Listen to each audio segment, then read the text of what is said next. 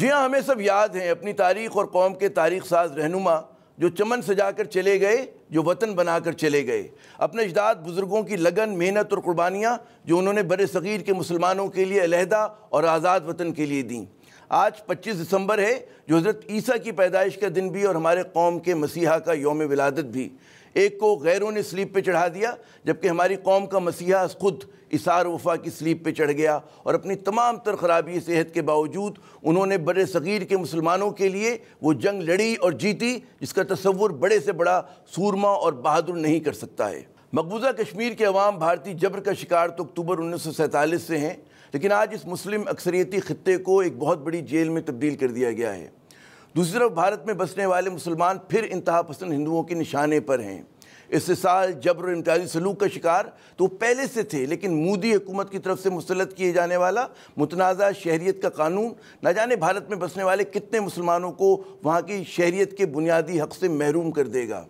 یہ مودی کا ہندو انتہا پسند بھارت ہے جو اس خطے پر ہی نہیں بلکہ بھارت میں بسنے والی مذہبی اقلیتوں خصوصاً مسلمانوں پر غلبے اور انہیں تیسرے درجے کا شہری بنانے کا خواہاں ہے۔ لیکن مسلم کشی، مسلمانوں کے ساتھ امتیاز، جبر صرف مودی کے بھارت کی کہانی نہیں، ایسا جواہر لال نہرو کے زمانے میں بھی ہوتا تھا جب مسلم کچھ فسادات معمول تھے اور بھارت نے کشمیر پر فوج کشی کر کے اس پہ غاصبانہ تسلط قائم کر لیا تھا۔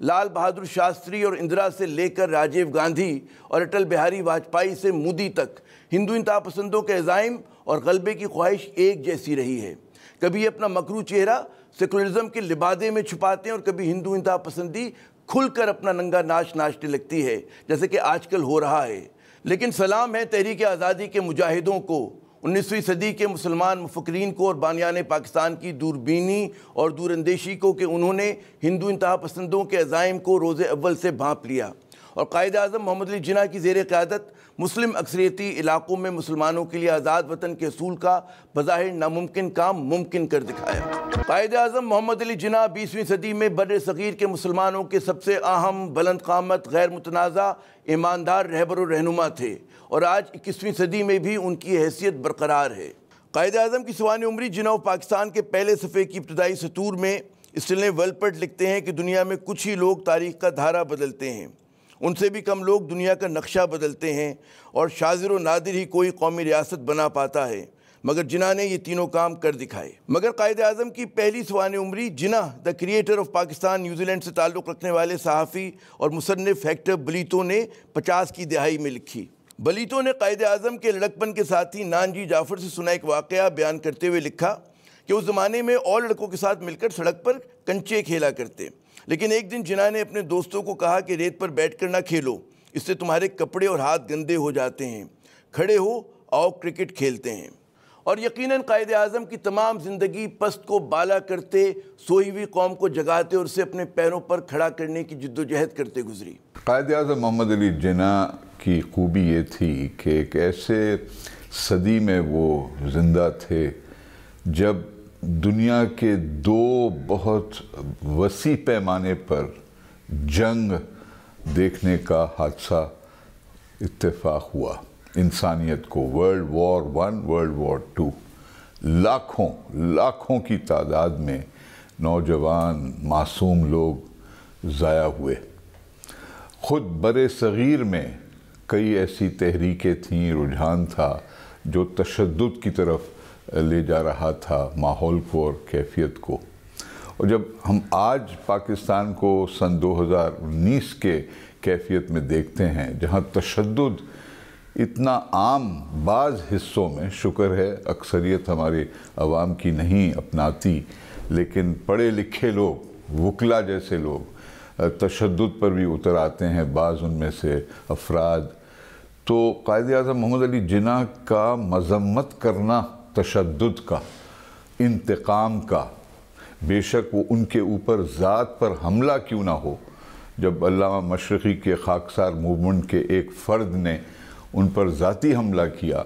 1943 میں، تو انہوں نے اس وقت بھی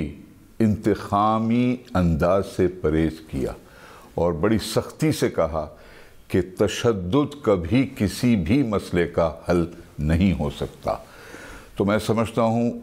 وہ پہلو جناح صاحب کا کہ جو ہمیشہ پرامن انداز میں اپنے ذہن کو استعمال کرتے ہوئے اخلاقی زور سے، قدروں کے زور سے کسی بھی اختلاف رائے کو سیٹل کرنا، وہ میرے لیے ایک مثال ہے جو ہم سب کو یاد کرنا چاہیے۔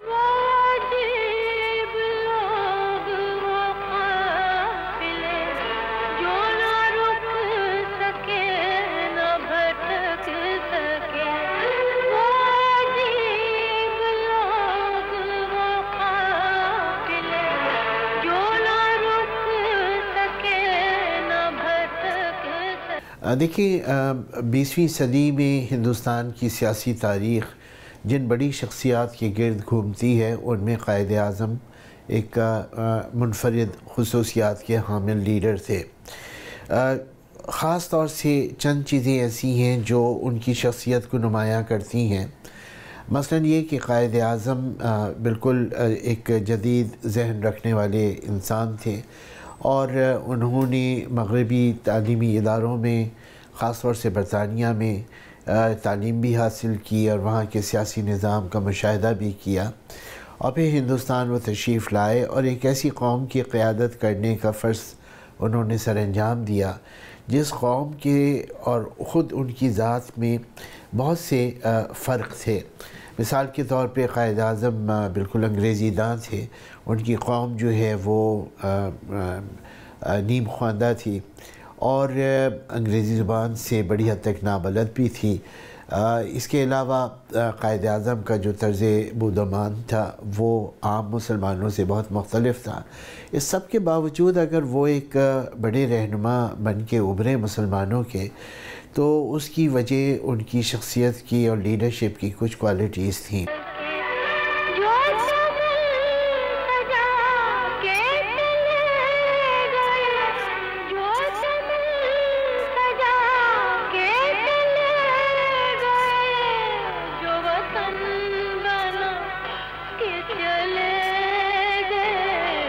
راجہ حسن اختر علامہ اقبال کے ایک دوست ہوا کرتے تھے۔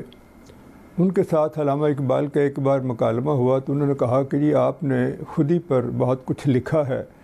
مرد مومن پر آپ نے بہت کچھ لکھا ہے، آپ کا یہ فلسفہ خودی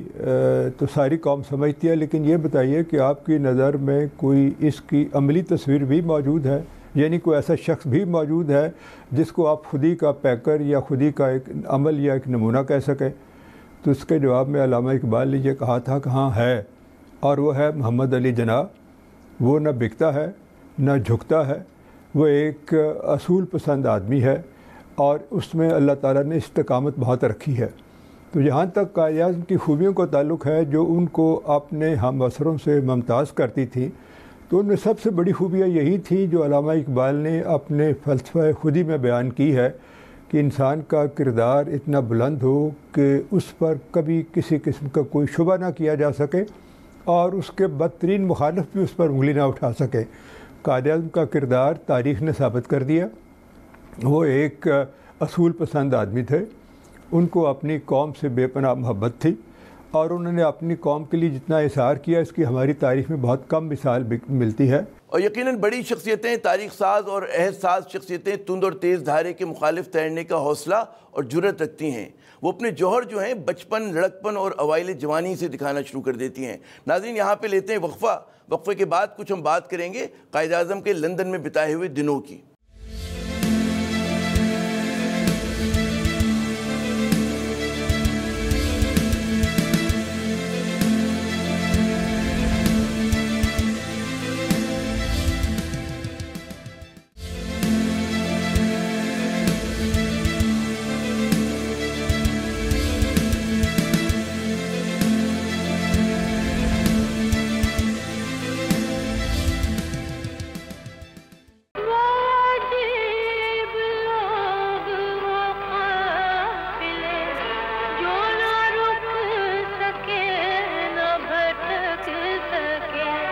محترمہ فاطمہ جناح اپنی کتاب میرا بھائی میں لکھتی ہیں کہ قائد 16 برس کی عمر میں بحری جہاز کے ذریعے انگلستان روانہ ہو گئے، جہاں شروع میں انہوں نے اپنے والد کے ایک انگریز جاننے والے Graham shipping and trading company میں بطور اپرینٹس کام کیا، لیکن جلدی نوجوان جناح کا دل اس کام سے اکتا گیا کیونکہ ان کے نزدیک کاروبار کرنا حقیر اور محدود مستقبل تھا۔ پھر نوجوان جناح نے از خود اپنی زندگی کا اہم ترین فیصلہ کیا اور امتحان میں کامیابی حاصل کر کے 17 برس کی عمر میں بار ایٹ لاء کرنے کے لیے لنکن ان میں داخل ہو گئے،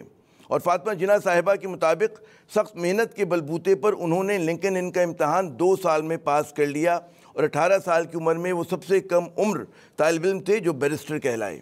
فاطمہ جناح نے اپنی کتاب میں یہ بھی لکھا کہ نوجوان جناح تھیٹر کے بہت شوقین تھے، لیکن وہ وہاں زیادہ جانے کی استطاعت نہیں رکھتے تھے۔ وہ تھیٹر کی دنیا کی چمکدار مگر خرچیلی راتوں سے دور رہ کر رقم بچاتے اور صبر و تحمل سے لنکن ان میں بے کیف مطالعے کے لیے کتابیں خریدتے۔ کبھی کبھار نوجوان جناح شیکسپیئر کے لکھے ڈرامے دیکھنے جاتے اور انگریزی کے اس مشہور اور سب سے بڑے ڈرامہ نگار کے کھیل پڑھنے کا شوق تو انہیں عمر بھر رہا۔ 19ویں صدی کی آخری حصے میں جب جناح صاحب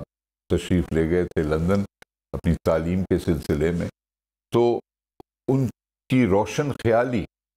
ان کی تیاری کے مختلف ثقافتوں سے سیکھنا، چاہے وہ ڈرامہ ہو، چاہے وہ موسیقی ہو، لٹریچر ہو، اور اس سے پھر یہ اپنی شخصیت کو اس میں سنوارنا، اور اس سے پھر اپنی جانب سے، اپنے علاقے سے، اپنے خیالات سے نوازنا، اس انٹر ایکشن کے ذریعے جو ایک دنیا کی ثقافت ابھرتی ہے، اس سے ظاہر ہوتا ہے کہ جناح صاحب کا ایک خاص رشتہ تھا تھیٹر کے ساتھ۔ انہیں بہت پسند تھا تھیٹر، کیونکہ اس میں تاریخ اور ڈرامہ اور انسان کے کردار کو بڑی خوبصورتی کے ساتھ شیکسپیئر جیسے لکھنے والے نے پیش کیا تھا۔ تو یہ ایک بڑی ہیومن اور بڑی دلچسپ ایک پہلو ہے جناح صاحب کی زندگی کا۔ محمد علی جناح نے اپنی عملی سیاست کا آغاز 1910 میں کیا، جب 34 برس کی عمر میں پہلی مرتبہ بمبئی کے مسلمانوں کے نمائندے کے طور پر سپریم لیجسلیٹو کونسل میں منتخب ہوئے۔ کیونکہ قائد اعظم محمد علی جناح انسانوں کے درمیان محض اور صرف انسانیت کے رشتے پر زور دیتے تھے، اس سے بالاتر ہو کر کے اتفاق سے کون سا شخص کون سے مذہب میں پیدا ہوا، کون سے علاقے میں رہتا ہے، ساری انسانیت کو جوڑنا اور اکٹھا کرنا اور ایک ہو کر دیکھنا، بنیادی اعتبار سے، قدروں کے اعتبار سے، رویے کے اعتبار سے، علم اور سماجی انصاف کے اعتبار سے، تو انہوں نے اس بات پر زور دی کہ ہندو ہو یا مسلمان، مسیح برادری کے ہوں یا سکھ برادری کے ہوں، ہمیں صرف اور صرف انسانیت کے بنیادی قدروں کو مستحکم کرنا چاہیے۔ آپ لوگ اس ملک پاکستان میں اپنی عبادت گاہوں، مسجدوں یا مندروں میں جانے کے لیے آپ کا مذہب کیا ہے، ذات کیا ہے، قوم کیا ہے، اس کا حکومت کے معاملات سے کوئی تعلق نہیں۔ وقت کے ساتھ ایک مسلمان نہیں رہے گا، ایک ہندو نہیں رہے گا، مذہبی طور پر قطعی نہیں، کیونکہ یہ آپ کے ایک فرد کا معاملہ ہے۔ ریاست کی نظر میں آپ تمام شہری برابر کے ہیں۔ جی، قائد اعظم کی جو سیاسی کیریئر ان کا ہے اس پہ ایک نظر ڈالیں تو جو چیز پہلی نظر ہی میں سامنے آ جاتی ہے وہ یہ کہ انہوں نے اپنی سیاست کا آغاز تو کیا ہندو مسلم اتحاد کے سفیر کی حیثیت سے، بلکہ پہلے انہوں نے کانگریس میں شمولیت اختیار کی۔ بعد میں جب 1913 میں وہ مسلم لیگ میں شامل ہوئے تو اس شرط پر ہوئے کہ وہ کانگریس کی اپنی ممبرشپ بھی برقرار رکھیں، لیکن 6-7 سال میں وہ پھر کانگریس سے مایوس ہوئے اور انہوں نے صرف مسلم لیگ کی قیادت کا راستہ اختیار کیا۔ اس دوران بھی اور اس کے بعد بھی ان کی ہمیشہ ایک کوشش یہ رہی کہ ہندوستان میں کوئی ایسا سیاسی حل نکل آئے جو مسلمانوں کے لیے بھی قابل قبول ہو اور ہندوستان میں کوئی بڑا فساد نہ پیدا ہو، کوئی امن و امان کی صورتحال نہ بگڑے۔ لکھنؤ پیکٹ ان کے ذہن رسا کی ایک بہت عمدہ مثال ہے کہ انہوں نے ایک ایسا فارمولہ پیش کیا جس سے مسلمان اور ہندو دونوں مطمئن ہو سکتے تھے۔ بعد کے برسوں میں بھی انہوں نے بارہا ایسی پیشکشیں کی جن کا مقصد یہ تھا کہ ہندوستان کے فیبرک میں رہتے ہوئے مسلمانوں کو اپنے تحفظ کا احساس ملے، اور انہیں یہ نہ ہو کہ مستقبل میں جب کہ انگریز ہندوستان سے چلے جائیں تو مسلمان ہمیشہ ہمیشہ کے لیے ایک مستقل اقلیت بن کر رہ جائیں اور ہندو ایک مستقل اکثریت کی حیثیت اختیار کر لیں۔ اس کے لیے انہوں نے سیاسی راستے سوچے، سیاسی فارمولے سوچے اور وہ پیش کرتے رہے۔ یہ الگ بات ہے کہ کانگریس کی لیڈرشپ اور دوسری جو انتہا پسند تنظیمیں ہیں، انہوں نے کبھی قائد اعظم کے اس مصالحتی پروگرام کو قبول نہیں کیا، یہاں تک کہ بالآخر خود قائد اعظم کو یہ احساس ہوا کہ اب متحدہ ہندوستان کے دائرے میں رہتے ہوئے مسلمانوں کے حقوق کے تحفظ کا کوئی راستہ بچا نہیں ہے، اور انگریز کو جانے کی بھی گویا کہ اب مرحلہ آ چکا تھا۔ تو پھر یہی طے ہوا کہ ہندوستان کی تقسیم ہی ہو جائے تو بہتر ہے، اور انہوں نے پھر تقسیم کا راستہ خود بھی منتخب کیا۔ یا علامہ اقبال ہوں یا قائد اعظم ہوں، سب نے اپنی سیاست کا آغاز، اپنی عملی زندگی کا آغاز ہندو مسلم اتحاد ہی سے کیا، لیکن جو انہوں نے کانگریس کو قریب سے دیکھا، ہندوؤں کی ذہنیت اور ان کے ارادے سمجھنے کی کوشش کی، ان کے اندر جھانکا، تو ان کو احساس ہوا کہ ہندو اور مسلم دو الگ قومیں ہیں، یہ کبھی اکٹھے نہیں رہ سکتے، اور ہندو اور مسلمانوں کو ایک قوم بنانے کا مطلب یہ ہوگا کہ ہندوستان میں مسلمان ہمیشہ کے لیے، قیامت تک کے لیے ہندو میجارٹی یا ہندو اکثریت کے مظالم کا نشانہ بنتے رہیں۔ یہاں حکومت ہمیشہ میجارٹی کی ہوگی، ون مین ون ووٹ کا مطلب ہندو میجارٹی ہے۔ چنانچہ جب انہوں نے یہ سب کچھ اپنی آنکھوں سے دیکھا، ہندوؤں کے ارادے بھانپے، ان کو یہ بات سمجھ میں آئی، تو پھر قائد اعظم ہوں یا علامہ اقبال ہوں یا سر سید احمد ہوں، سب نے ایک مسلمان قومیت کا نعرہ لگایا، اور سب بالآخر اس نتیجے پر ہی پہنچے کہ مسلمان ایک الگ قوم ہے اور ان کے لیے ایک الگ وطن کی ضرورت ہے۔ اس لیے یہ کہنا کہ جی وہ کبھی کانگریس میں تھے، وہی بات ہے کہ ایک بار کسی شخص نے قائد اعظم سے یہ سوال پوچھا تھا، اس نے کہا کہ جی آپ کبھی تو ہندو مسلم یونٹی کے بڑے لمبردار تھے، آپ کانگریس میں تھے، اب آپ علیحدہ وطن کی بات کر رہے ہیں، اب آپ مسلم لیگ میں ہیں۔ اس کے جواب میں قائد اعظم نے بڑی خوبصورت بات کہی تھی، انہوں نے کہا تھا کہ ہاں میں کبھی اسکول میں بھی پڑھتا تھا۔ ہندو مسلم اتحاد کا سفیر مسلمانوں کے لیے علیحدہ وطن کا مطالبہ کرنے پر کیوں مجبور ہوا؟ جانتے ہیں وقفے کے بعد۔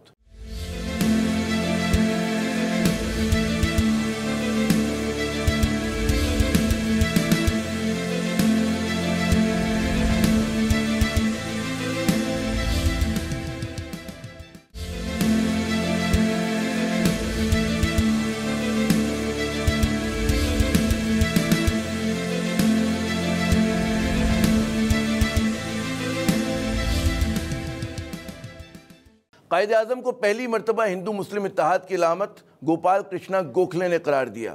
یہی لقب سروجنی نائیڈو صاحبہ نے بار بار دہرایا۔ پھر کیا وجہ تھی کہ کانگریس اور آل انڈیا مسلم لیگ کے درمیان پل کا کردار ادا کرنے والا یہ سیاستدان ہندوستان کی تقسیم کے لیے ڈٹ گیا، اور جس کی قیادت میں بٹ کر رہے گا ہندوستان، لے کے رہیں گے پاکستان کا نعرہ ہندوستان کے گوشے گوشے کے مسلمانوں کی دل کی آواز بن گیا؟ کیا وجہ تھی کہ ایک فرد ایک ووٹ اور اکثریت کی حکمرانی کے تصور کے خلاف قائد اعظم محمد علی جناح ڈٹ کر کھڑے ہو گئے؟ فاطمہ جناح اپنی کتاب میں نومبر 1940 میں دلی میں ہونے والے مرکزی اسمبلی کے اجلاس کا احوال بیان کرتے ہوئے لکھتی ہیں کہ ناسازی طبیعت کے باوجود قائد اعظم نہ صرف اس میں شریک ہوئے بلکہ گرم جوشی سے تقریر کرتے ہوئے فرمایا کہ میں اس ایوان میں کھڑے ہو کر اعلان کرتا ہوں کہ ہندوؤں اور مسلمانوں کے درمیان کوئی سمجھوتا نہ ہونے کا بنیادی سبب یہ ہے کہ کانگریس در حقیقت ایک ہندو تنظیم ہے، اور یہ کہ ہندو لیڈروں اور کانگریسی رہنماؤں کے دماغ کے پچھلے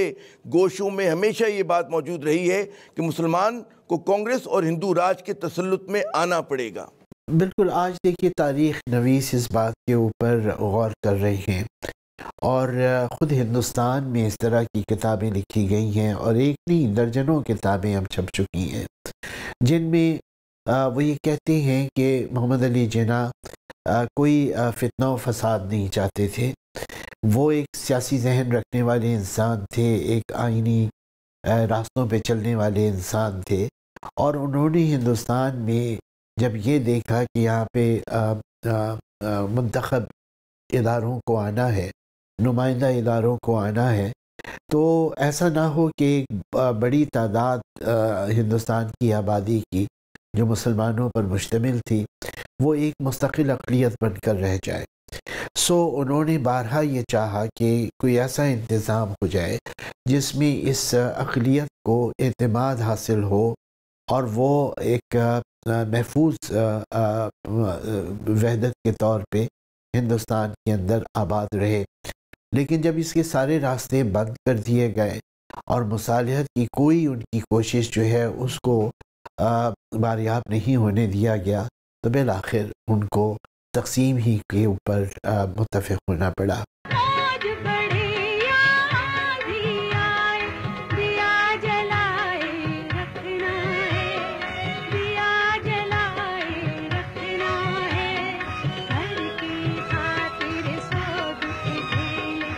میں جب قائد اعظم کی زندگی پہ نگاہ ڈالتا ہوں تو مجھے یوں لگتا ہے کہ جیسے قائد اعظم انگلستان جانے سے پہلے وہ انگلستان گئے تھے 1930 میں، 1930 میں. اس سے پہلے تو وہ اقلیت کی بات کرتے تھے کہ مسلمان ایک اقلیت ہیں اور اقلیت کے حقوق کی وہ بات کرتے تھے. کانگریس میں وہ 1920 تک رہے. 1920 میں انہوں نے کانگریس سے ہمیشہ کے لیے استعفیٰ دے دیا اور ساری زندگی مسلم لیگ کے لیے وقف کر دی. تو پہلے اقلیت کی بات کرتے تھے، لیکن جب 1934 میں وہ انگلستان سے واپس آئے تو اس کے بعد سے ان کی تقریروں پہ نگاہ ڈالیں، ان کے معاملات کو ذرا قریب سے دیکھیں تو احساس ہوتا ہے کہ اب 3-4 سال جو انہوں نے انگلستان میں گزارے تھے اور شاید ان مسائل پہ بڑا غور کیا تھا، سوچا تھا، تو اب وہ اقلیت کی بجائے قومیت کی بات کرتے ہیں. اب وہ اس بات کے قائل ہو چکے تھے کہ مسلمان اقلیت نہیں، مسلمان اپنے مذہب کے حساب سے، اپنے کلچر، ہسٹری، بیک گراؤنڈ کے حساب سے ایک قوم ہے. اس لیے ان کو اقلیت نہیں کہا جا سکتا، یہ ایک قوم ہے اور ایک قوم ہونے کی بنیاد پر ہی ان کو ایک الگ وطن کی ضرورت ہے. تو یہ ان کی تبدیلی آہستہ آہستہ ان کے ذہن میں آئی اور انہوں نے یہ محسوس کرنا شروع کیا کہ مسلمانوں کے لیے ایک الگ قوم کی ضرورت، ایک الگ وطن کی ضرورت ہے. لیکن میرے اپنے اندازے کے مطابق جس حادثے نے ان کو اس کا بہت زیادہ کنونس کیا یا بہت زیادہ قائل کیا، وہ کانگریس کا رول تھا، کانگریس کی حکومت تھی 6-7 صوبوں میں جو 1937 سے 1939 تک، یعنی تقریباً 2.5 سال کا ان کا دور حکومت ہے.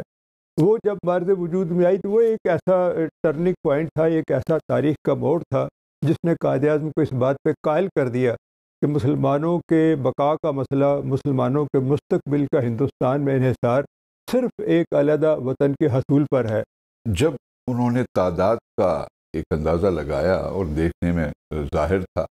کہ مسلمان ایک ہی جگہ پر نہیں موجود، بر صغیر میں مختلف حصوں میں مختلف تعداد میں پائے جاتے ہیں،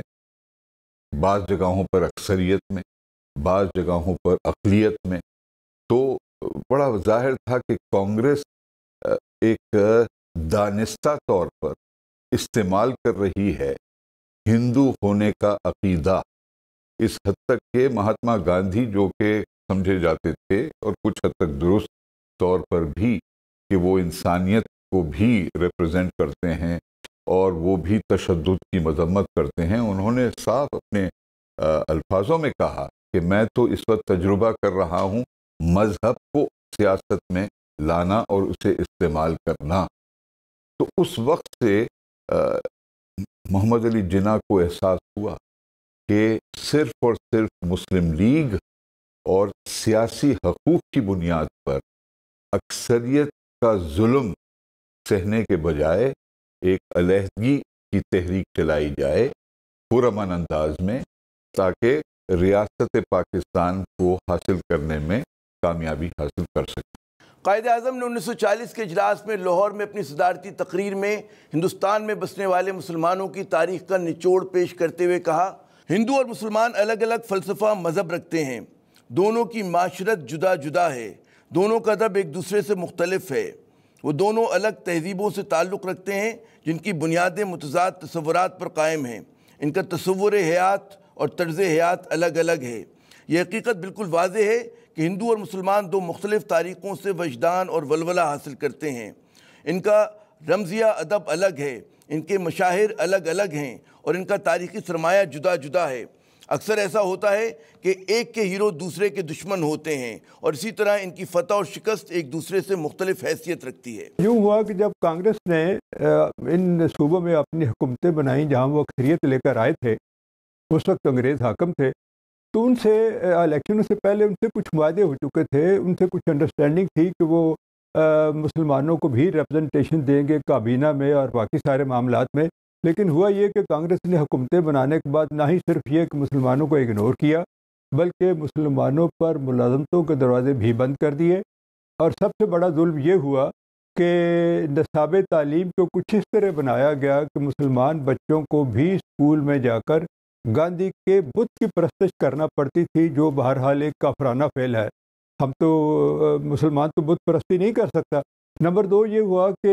مسلمان بچوں کو بھی ہندو بچوں کے ساتھ بندے ماترم کا ترانہ پڑھنا پڑتا تھا صبح صبح اسکول کی جو گیدرنگ ہوتی ہے یا جو ان کی میٹنگ ہوتی ہے اس میں، اور بقول قائد اعظم، بقول علامہ اقبال، یہ ترانہ کافرانہ تھا۔ یہ ترانہ جو تھا یہ اسلام کی اور اسلام کی تعلیمات کی بالکل نفی اور اس کے خلاف تھا، اور مسلمانوں سے نفرت سکھاتا تھا۔ تو یہ اس طرح کے جو واقعات ہوئے، اس کے بعد قائد اعظم یہ سوچنے پر مجبور ہوئے، اور انہوں نے یہ بات کئی بار کہی بھی کہ اگر انگریزوں کے ہوتے ہوئے کانگریس چند صوبوں میں اپنی حکومت بنا کر مسلمانوں کے ساتھ یہ سلوک کر سکتی ہے، تو کل کو جب انگریز یہاں سے چلے جائیں گے اور پورے ملک پر ان کی حاکمیت ہوگی اور یہ اکثریت کے زور پر اپنی حکومتیں بنائیں گے، تو پھر اس وقت مسلمانوں کے حقوق کا کیا ہوگا؟ سر سید احمد خان سے لے کر قائد اعظم محمد علی جناح تک مسلمانوں کی قیادت یہ بھانپ چکی تھی کہ متحدہ ہندوستان میں ایک فرد ایک ووٹ پر قائم ہونے والی جمہوریت کا صرف ایک مطلب ہے، ہندوؤں کی بالادستی، اور ان کے یہ اندیشے اس وقت بھی درست تھے اور آج کے حالات میں بھی ان پر پھر جو ہے مہر تصدیق ثبت ہو گئی ہے۔ ناظرین یہاں پہ لیتے ہیں وقفے کے بعد بات کریں گے قائد اعظم کے تصور پاکستان پر، ہمارے ساتھ رہیے گا۔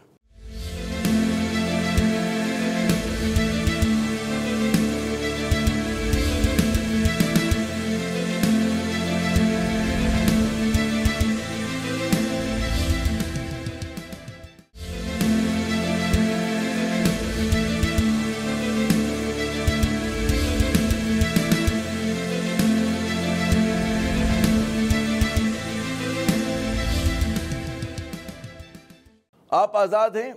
آزاد ہیں اپنے مندروں میں جانے کے لیے، آپ آزاد ہیں اپنی مسجدوں میں جانے کے لیے اور ریاست پاکستان میں اپنی کسی بھی عبادت گاہ میں جانے کے لیے۔ آپ کا تعلق کسی بھی مذہب، ذات یا نسل سے ہو، ریاست کا اس سے کوئی لینا دینا نہیں۔ یہ الفاظ قائد اعظم محمد علی جناح نے 11 اگست 1947 میں پاکستان کی پہلی آئین ساز اسمبلی سے خطاب کے دوران کہے تھے، جس میں اسلام کے ذریعے اصولوں کے مطابق غیر مسلم اقلیتوں کو مسلم اکثریتی پاکستان میں تحفظ اور برابری کی یقین دہانی کرائی گئی تھی۔ اور اسی تقریر میں قائد نے کئی اور اہم موضوعات پر اس نوزائیدہ ریاست کی سمت کی نشاندہی کی، جس میں انہوں نے فرمایا کہ ایک حکومت کی سب سے بڑی ذمہ داری نظم و نسق کا قیام ہے۔ انہوں نے کہا کہ ریاست کی ذمہ داری ہے کہ وہ اپنے شہریوں کی زندگی، مال اور مذہبی عقائد کا تحفظ جو ہے یقینی بنائیں۔ قائد کے نزدیک دوسری سب سے بڑی لعنت جس کا ہندوستان شکار رہا وہ رشوت اور بدعنوانی تھی۔ اپنی ذاتی زندگی کا آپ مثال لے لیں کہ محمد علی جناح نے کتنا زور دیا تھا کہ پیسے کی قدر اس حد تک کہ ریاست کے ذرائع اور ریاست کے وسائل استعمال کرنے کے بجائے ساری سیاسی سرگرمیوں پہ وہ جہاں تک ممکن تھا وہ اپنے ہی ذاتی آمدنی کو خرچ کیا کرتے تھے۔ اور اس بات پر اس وقت انہوں نے زور دیا کہ رشوت خوری اور بدعنوانی ایسے زہریلے جراثیم ہیں جو سارے معاشرے پر اس کا ایک منفی اثر ہوتا۔ بے شک 5 لوگ اہم عہدوں پہ رہتے ہوئے 5 کروڑ میں سے اگر 5 لوگ بھی ایسے ہوں جو اپنے عہدے رکھتے ہوئے اسے غلط استعمال کریں اور رشوت خوری کو اجازت دیں فیصلوں پر حاوی ہونے کے، تو وہ سارے عوام کے لیے، سارے معاشرے کے لیے اور ریاست کے لیے ایک خطرہ ثابت ہو سکتے ہیں۔ تو انہوں نے اس کی سخت مذمت کی اور اپنے طرز زندگی میں اس کو ثابت کیا کہ آپ کردار محفوظ رکھ سکتے ہیں باوجود اس کے کہ آپ کے ارد گرد لوگ اس کا شکار ہو چکے ہوں۔ 14 اگست 48 کو آپ صحیح سلامت ہیں، آپ کے آگے انویٹیشن کارڈ، کیوں ہمیں جشن پاکستان، پہلا انڈیپینڈنس ڈے منانے کی تیاریاں ہو رہی ہیں۔ کارڈ چھپ کر آ گئے، قائد اعظم کے آگے رکھے، آپ نے کارڈ اٹھا کر کہا کہ اس میں سے میں پہلا کارڈ کس کو دوں، اور آپ نے کہا اس کو دوں گا جو سب سے زیادہ پاکستانی ہو، اور پھر آپ نے فرمایا میں ایک ہندو کو دوں گا یہ کارڈ، میں ایک ہندو کو دوں گا دعوت نامہ، کیونکہ وہ مجھ سے بھی زیادہ پاکستانی ہے۔ یعنی جو آبا و اجداد سے موہنجو دڑو کی بات ہے، اس وقت سے یہ لوگ اس زمین میں رہتے ہیں، تو سن آف دا سوائل ہیں، یہ ان کا ویژن تھا۔ آپ اتنے ڈیموکریٹ تھے کہ آپ نے کبھی مذہب کے نام پر تمیز نہیں کی۔ پاکستان کا شہری ہونے کی حیثیت سے ان کو وہی حقوق حاصل ہوں گے جو پاکستان کے ہر شہری کو ہوں گے، جن میں مسلمان ہیں، باقی اقلیتیں بھی ہیں۔ اور اس کی بنیاد کی وضاحت کرتے ہوئے انہوں نے 14 اگست کی اپنی تقریر میں دستور اسمبلی میں یہ بات واضح کر دی تھی کہ وہ میثاق مدینہ کی روح کے مطابق یہ بات کہہ رہے ہیں، چونکہ میثاق مدینہ میں حضور نبی کریم صلی اللہ علیہ وسلم نے مدینہ ریاست کے حوالے سے جو غیر مسلمانوں سے معاہدہ کیا تھا، عیسائیوں سے اور یہودیوں سے، اس میں ان کو برابر کے حقوق دیے گئے تھے۔ اور اس کے بعد آپ خلفاء راشدین کے دور میں بھی دیکھیں تو بے پناہ مثالیں ملتی ہیں کہ خلفاء راشدین نے بھی اقلیتوں کو برابر کے حقوق دیے، اور اگر کبھی کسی اقلیت کے ساتھ کسی مسلمان نے کوئی زیادتی کی تو اس کو باقاعدہ اسی طرح سزا دی گئی اور اس کے ساتھ اسی طرح سلوک کیا گیا جو اگر کوئی مسلمان کرتا تو اس کے ساتھ کیا جاتا۔ اس لیے سب سے پہلی بات تو یہ واضح تھی، اور اسی لیے پاکستان کے جھنڈے میں خاص طور پر سفید رنگ رکھا گیا جو امن کی علامت ہے، اقلیتوں کے برابر حقوق کی علامت ہے، کہ پاکستان میں جتنی اقلیتیں ہیں ان کو برابر کے حقوق ہوں گے۔ یہ ایز سٹیزن آف پاکستان کے شہری کی حیثیت سے ان کے ساتھ کسی قسم کا کوئی امتیازی برتاؤ نہیں کیا جائے گا۔ جی، قائد اعظم نے قیام پاکستان سے ذرا پہلے اپنی 11 اگست کی تقریر میں جو کچھ بیان کیا وہ 2-3 بہت اہم باتیں ہیں۔ اس میں بدعنوانی کے حوالے سے بھی انہوں نے اظہار خیال کیا کہ کرپشن کا خاتمہ ہونا چاہیے، جس سے اندازہ ہوتا ہے کہ 72 سال پہلے قیام پاکستان کے وقت بھی کرپشن ایک موضوع بہرحال تھا۔ یقیناً اتنا بڑا مسئلہ نہیں ہوگا جتنا آج بن چکا ہے، اور اگر اسی وقت ہم اس طرح کے اقدامات اٹھاتے اور ہماری ریاست اس طرح کے اقدامات اٹھاتی کہ کرپشن کا سدباب ہو سکتا، تو آج یہ صورتحال نہ ہوتی کہ آج کرپشن ہمارا سب سے بڑا موضوع بنا ہوا ہے۔ دوسری اہم بات اس تقریر میں انہوں نے اقلیتوں کے تحفظ کا ذکر کیا، اور پھر انہوں نے اس کی تاریخی بنیادوں کا ذکر بھی کیا کہ ہندوستان میں اصل میں کیا مسئلہ درپیش تھا، اور وہی جیسا کہ میں نے عرض کیا کہ اقلیت اور اکثریت کا جو تضاد ہے، اس حوالے سے انہوں نے گفتگو کی، اور پھر انہوں نے مستقبل کے پاکستان کے حوالے سے ایک ایسا ویژن پیش کیا، ایک ایسی پاکستانی قومیت کا تصور پیش کیا کہ جس کے اندر ملک کے تمام شہری ایک ہی قانون اور ایک ہی آئینی نظام کے تحت رہتے، اور ریاست جو ہے وہ شہریوں کے